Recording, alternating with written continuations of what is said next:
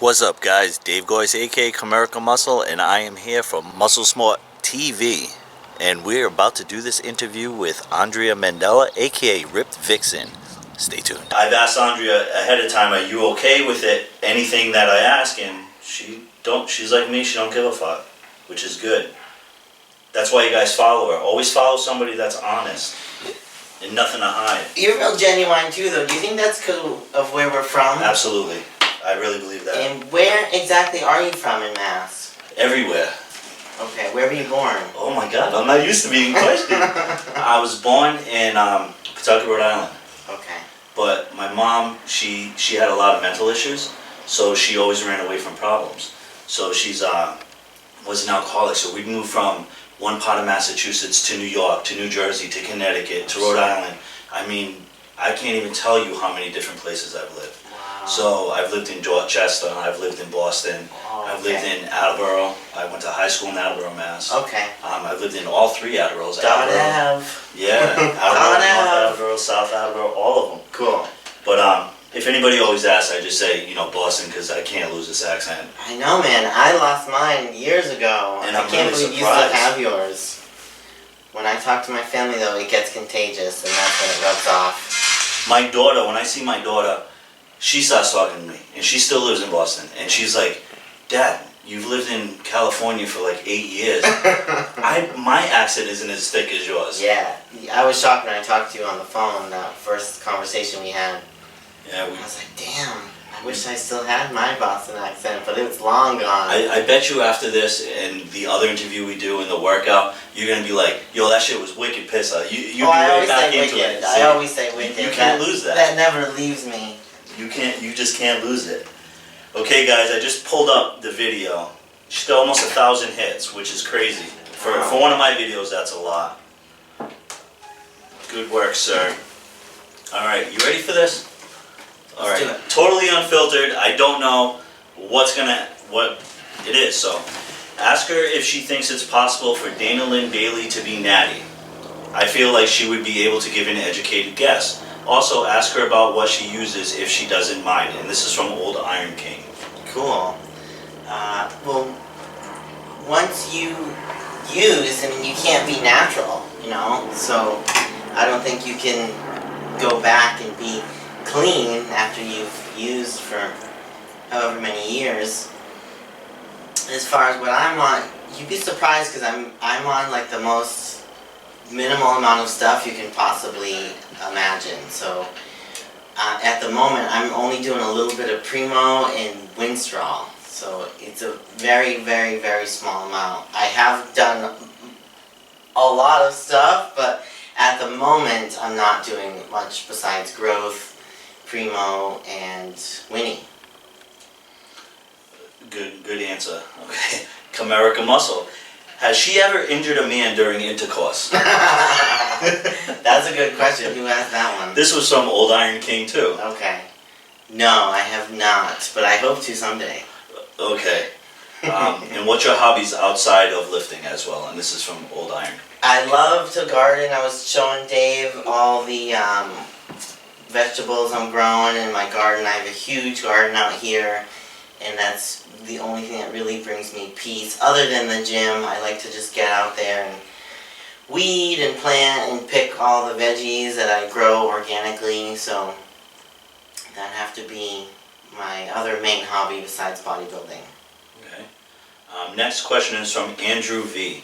Do female bodybuilders eventually dabble into the androgen such as testosterone, tren, or masteron? Absolutely. I think everybody's dabbled into tren. Tren seems to be like the most popular supplement, drug, hormone, whatever you want to call it. It's a vet drug, so it's not the best one. I don't always recommend, but it's wicked popular for some reason. I don't know why everybody's on this tren roll at the moment. I have done it a long time ago. Did you get the tren cough? No, never got it, thankfully. But it just, I don't know. I think it's a little overrated. I myself have done, like I said, many things, including tren, test. This is why my voice is so deep. Do I regret some of those decisions? Sure, but I'm an addict, so I'm going to do whatever it takes in order for me to build muscle. And as a woman, it's extremely difficult to build muscle. And I've been bodybuilding naturally for years. I competed in all natural federations for 4 years. Out in Boston, I was 100% natural. I came out here, still 100% natural. And I got on the stage with these girls. And out here, it's a whole nother ball game. And not just with the steroids and the drugs, with the enhancement. So everybody has plastic surgery, everybody has cosmetics done to their face.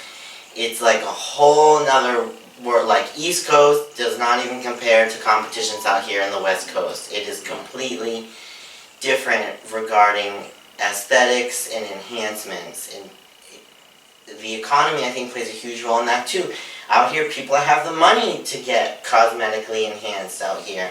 Back home, you would never see an 18-year-old girl with a boob job. Like, you would never see as many boob jobs. You just don't see, nobody has their tits done back home. Like, out here, girls get it for, like, their 16th birthday. It's just a huge... It's normal. Yeah, like culture. Botox at 17. Yeah, the culture out here is just insane as far as, like, enhancing people cosmetically. It's kind of out of control, because I see...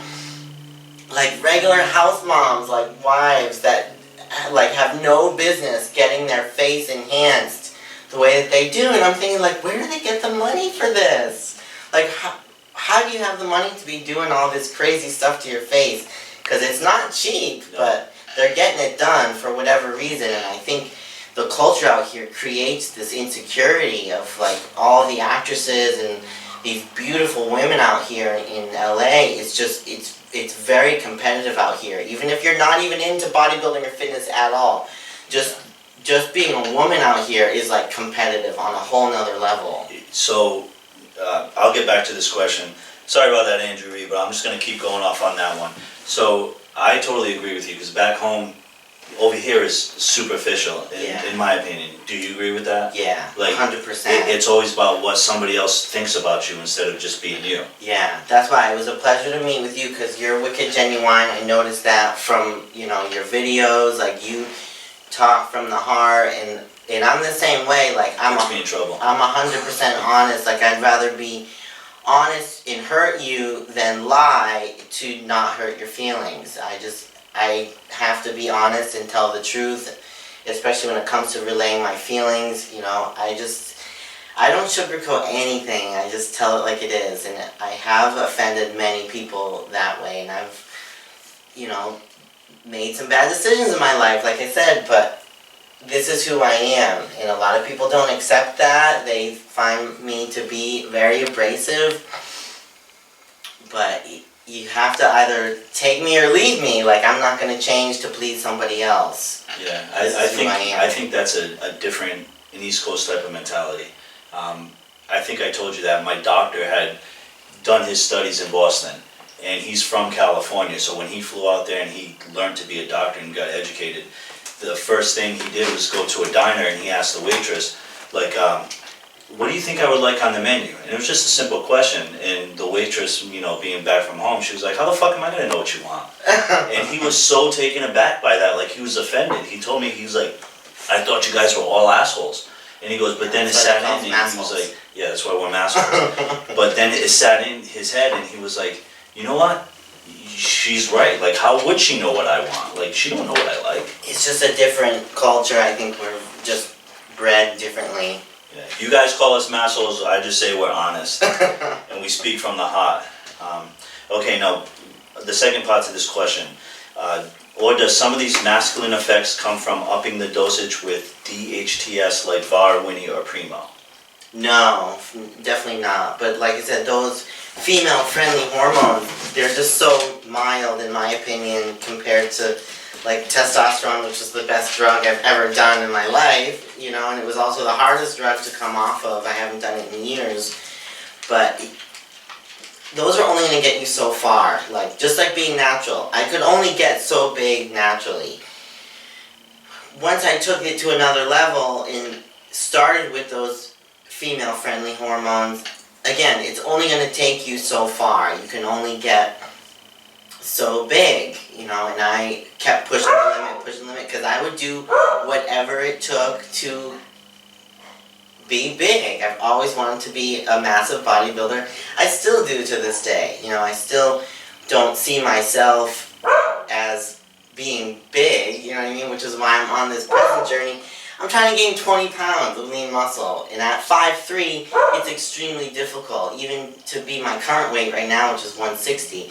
Do you realize, like, where I've come from? When I was in college and I played 2 NCAA sports, I was like a $110, maybe. I was like so small and petite. So to now be 50 pounds heavier with muscle, it's been a lot of work. And people think it's just the drugs, but it has nothing to do with that, because there's 1,000 gym rats out there that are on way more shit than I have ever tried in my life, and you wouldn't even think that they're on anything, because they don't eat right, they don't know how to train, and they're just not supplementing it. They think more is better, and that's why it's honestly creating this culture of like bad side effects. You know, the side effects are really harsh, and you can tell, you know, that people just are abusing these drugs and they're not using them correctly. So it again, kind of like what we were talking about before, the demand is so high for steroids out here, but they're also highly available out here. Like back home, nobody talks about this stuff, and it's very hard to find, and you wouldn't be lucky to get the kind of quality stuff that we can get out here. About here, it's just like so available. Everybody's just like slinging it around the gym, and everybody's talking about tren out in the open now. It's just like a huge, like crazy. Yeah. It's like creatine back in the day or something. Like, did you hear the creatine? Or so Yeah. That helps, or a protein powder, or Muscle Tech. Back in the 90s, it was Muscle Tech was huge. Right. You know. It's really common out here for people to talk about it in the open, and like back home, people would be so afraid to even say the word. You would have to be in the gym for a good 3 to 5 years. This is my experience, and I'm a guy, before this subject is even broached, and this is from a fellow bro that's like huge. Like, yeah. Like was so taboo. Yeah. But over here, you see a 17-year-old kid say the first thing, only in the gym for like 2 weeks, be like, hey, what do you take? And it's just like, you haven't even paid your dues yet. Yeah, it's crazy. And I work for a multi-billion-dollar supplement company that's nationwide. And customers come in and will show me a list on their phone saying that they want X, Y, and Z. And they're all steroids. Like, people they're not even shy about walking into a store and asking me for tren, test, all this stuff. You know, it's so common out here. People they don't even treat it like steroids anymore. They don't even treat it like a banned substance or an illegal drug. It's just so common and out in the open that it's changed the whole idea of bodybuilding, I think. And I think that's why we have such a bad rap now, and there isn't as much value in bodybuilding as there used to be in the 90s. Because people are just abusing all these drugs, and it's just getting out of control. And nobody wants to look like this anymore, you know? Exactly. Now ripped is in. Before, being big was an accomplishment, but now with the physique coming out, and everybody just wants to be ripped. Nobody wants to put in this hard work to actually gain good quality muscle and change your physique. Getting ripped is easy. You can, dieting is easy, but to gain that... It's not easy, guys, trust me. It's easy for her because she's used to it, but as a guy that's dieting now, it's not easy. I think getting lean is you got to easy, get the habit. You but have to have the habit. especially as a woman, it's extremely difficult to gain weight and good quality weight, Like, how many women complain that they're overweight, I have the opposite problem. Like, I can't eat enough, I can't get big enough, which is why I have to hire somebody like Dave Palumbo, who's massive and known in the industry as being, huge 285, because he was a beast in his day. He was almost 300 freaking pounds. He was ripped and veiny. Like, that's who I want to teach me how to get to the next level, because I don't know how to do it myself. I've been training clients for 10 years, and yeah, I can help them with their goals, but to advance at the level that I'm at, I need a coach to guide me and tell me what to take and how to eat, and you can't do it alone. That's one thing that I've learned on this journey is you don't know everything, and you can always learn from somebody else. Well, that was actually a good lead-in about diet, because Damien, the man behind the camera that you guys don't see, my training partner, He's a beast. he says, yeah, he is a beast. What is your diet like 12 weeks out? You asked that question? Yeah, Damien asked. He's so funny. I can tell you this I won the USAs. I won my light heavyweight class last year at the NPC USA. And for the last 2 months, so we're going back like 8 weeks, I did not eat a single carbohydrate for 2 months. Every single meal, 6 times a day, was grilled white fish and greens. Every single meal, 6 times a day. What'd you do for fats? For 2 months. 0. I never took in a fat the whole entire prep for the show. So all you're eating is white fish and greens. And it becomes a habit, which, like I said, to me, that's easy. Once you start getting in the swing of every day, you're grilling up white fish and you're eating greens, it sucks the fat right off of you. My theory was always, if you want to lose your body fat, don't consume fats, whether they're healthy fats or good fats or not. That was always what I was taught, was you can't, as a woman, you can't eat fat. Now, as I'm gaining weight, I'm eating like more fats than I have in my whole entire life, but it's a more balanced diet. You know, bodybuilding is not healthy, especially competitive bodybuilding. It's not healthy when you get to that point. Like a lot of women say, oh, you know, I lost my period, stopped having my period and all that. I've never had a period, so I don't know what that means. But a lot of women go through this experience where, because they're dieting so strictly, their menstrual cycle stops. You know, I've never had one because I was told that I have ballerina syndrome or whatever because I've been so athletic. I started playing sports when I was 4 years old, literally. I was the only girl on my t-ball team at 4 years old.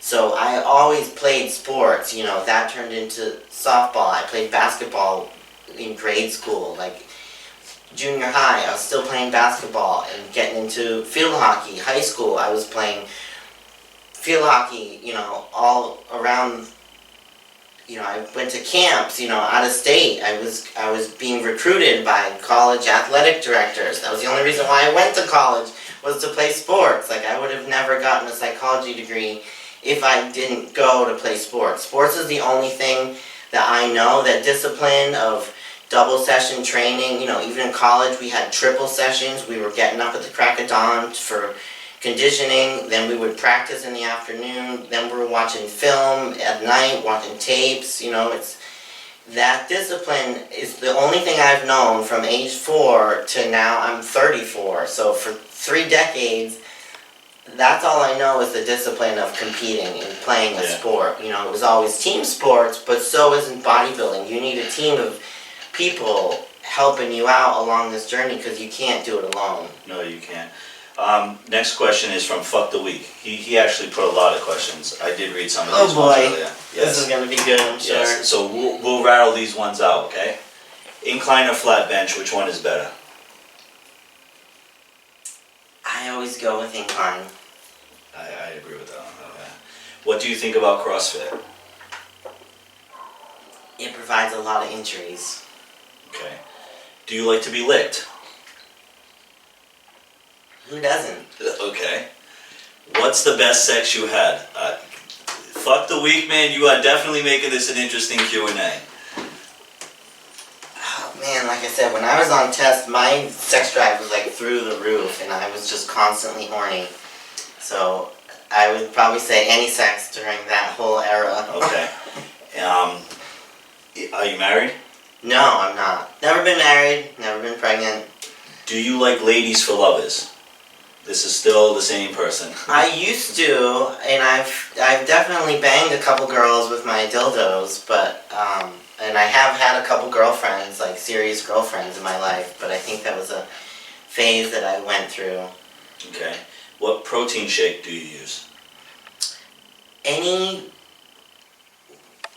I'm really clean when it comes to eating, so my whey protein isolate, I'd say any whey protein isolate, but mine happens to be grass-fed whey. So all my meats, all my red meats are always grass-fed. Okay, and that was all the questions for Fuck the Week. So thank you for those questions. Good job.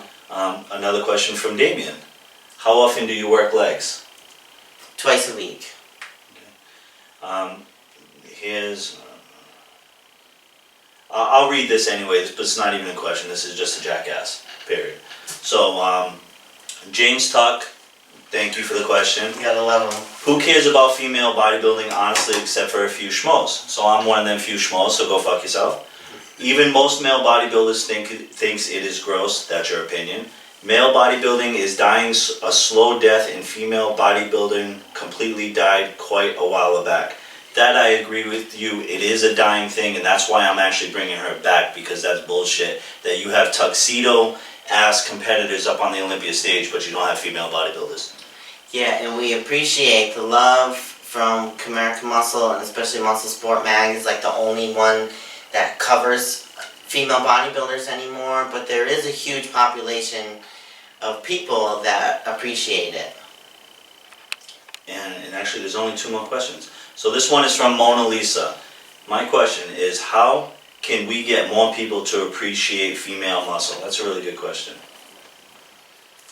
I'd say bring us back, you know what I mean? Bring us back on stage, because, I mean, my friend made that documentary, Too Big for the World, which I did, you know, a lot of work promoting that documentary, and I went to the premiere, and so more people are going out of their way to say, hey, female bodybuilding is still alive, and we are still here, and we're not going anywhere, because they keep suppressing us and not covering us and taking us out of the shows years ago, you know, and so now other people are making, you know, federations, sister federations and shows just for us, you know, which we just want to be included. Like, we're not asking for more money, or, you know, we just want a stage to compete on. And I said this in a lot of the press when that movie came out, like, we just want to do what we love. We just want to compete, and they won't even let us